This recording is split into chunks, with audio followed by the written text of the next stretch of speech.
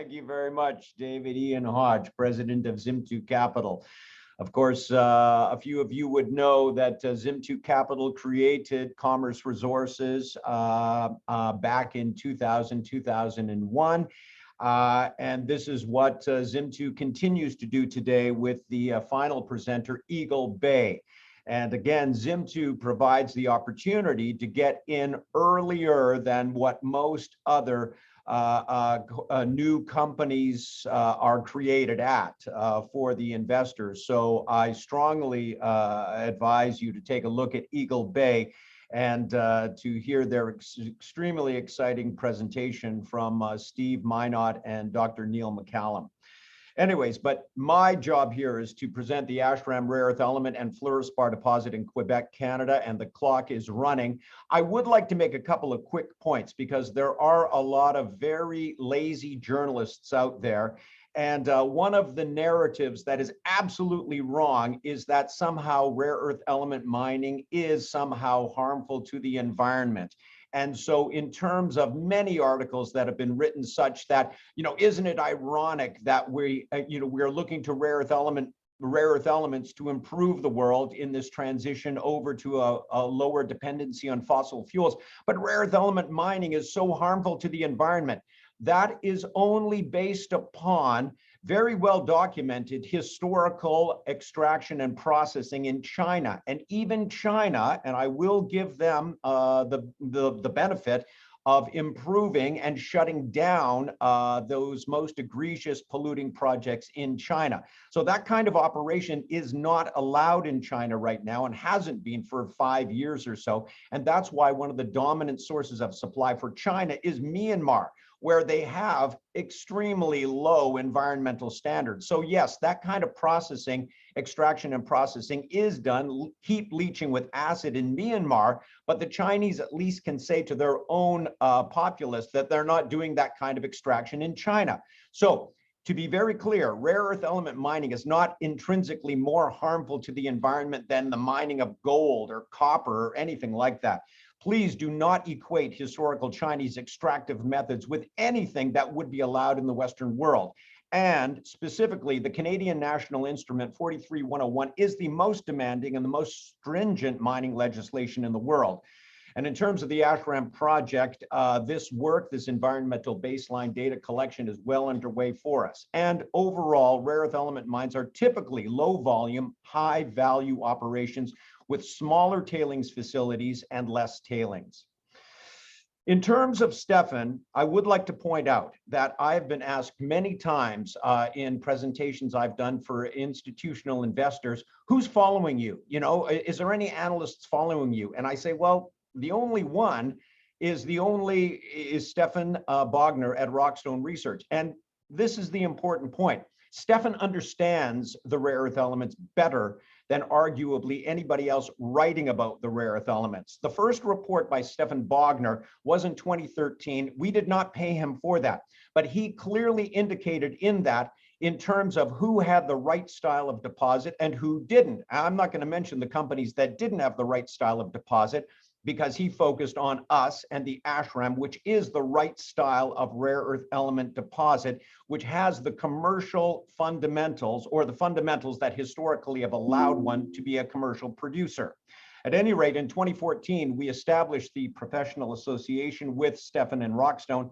And since that time, he has written 35 reports on the rare earth elements. So for anyone that wants to understand more about the rare earth elements, I would strongly encourage you to visit Rockstone and read his 35 reports on Commerce Resources and the Ashram project, and on all of the different aspects that are vitally important to understand for the rare earth element sector.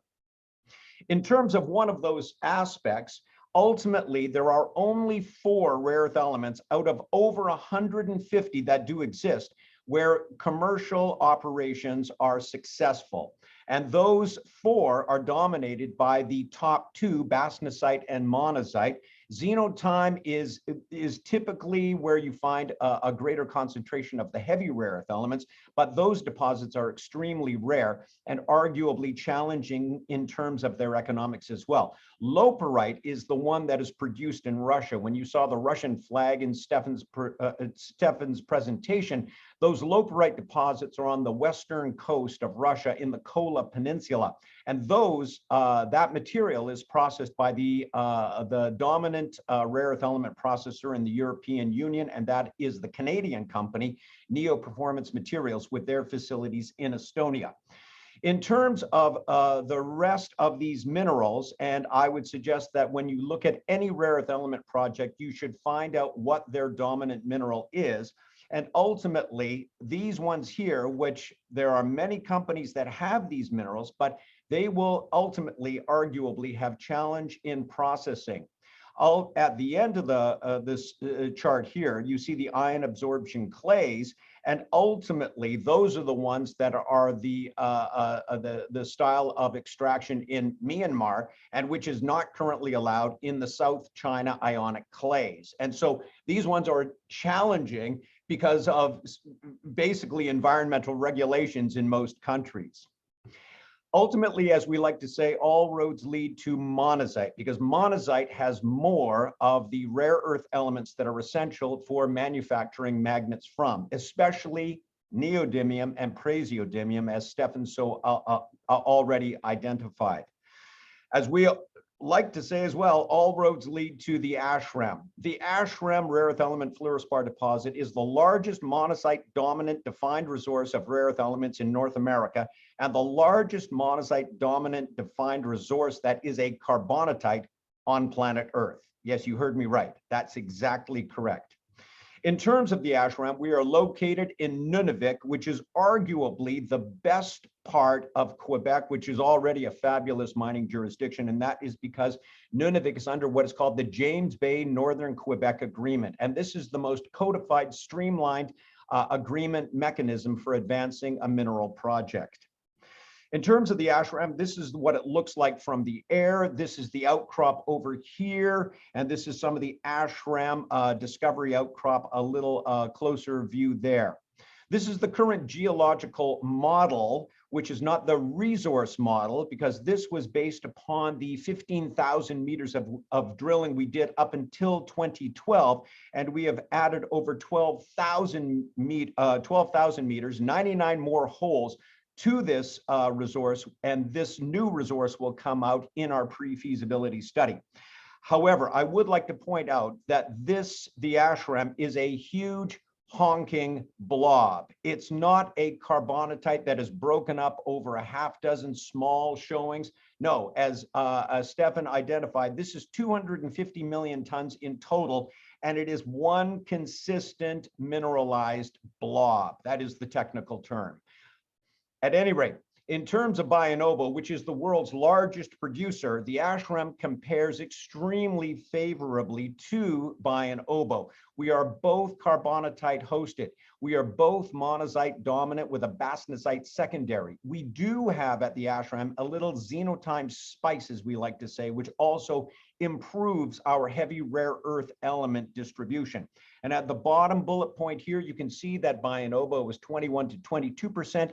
NdPr, and we are 23 to 24% NdPr. And again, these are essential for magnet manufacturing.